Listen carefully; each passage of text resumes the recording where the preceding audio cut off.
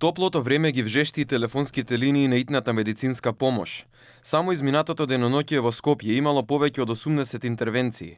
Најчесто посетите биле за колапси на јавни места, но помош барале и пациенти со акутни кардиоваскуларни и белодробни заболувања.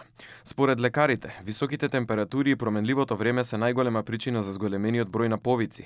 Тие предупредуваат на највнимателни да бидат старите луѓе, премените жени и метеопатите.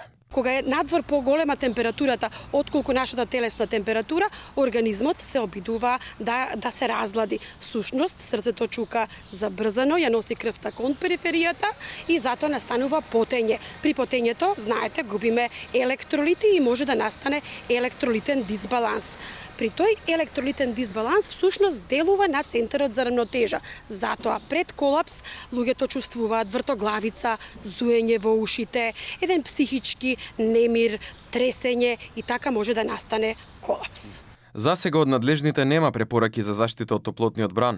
Тоа најчесто се прави кога температурата ќе надмине 40 степени.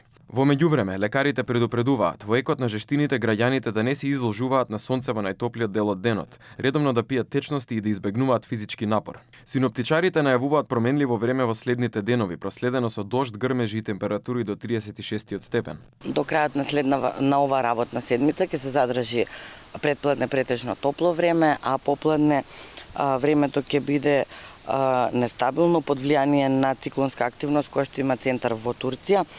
Ќе има врнежи од дожд кои што ќе бидат пообилни во вторник и во среда. Во четврток ќе има наместа, нестабилност, а веќе во викендови кои ни доаѓа времето ќе биде сончево и топло. Температурите ќе бидат во благ пораст. Во обид да се скрати времето на чекање и да се подобри реакцијата во итни случаи, Министерството за здравство предложи, а владата го усвои предлогот за формирање самостоен центар за итна медицинска помош во Скопје. Според најавите, досегашната служба ќе треба да се издвои од рамките на здравствениот дом Скопје и ќе функционира како посебна здравствена установа со сопствена организација и управување.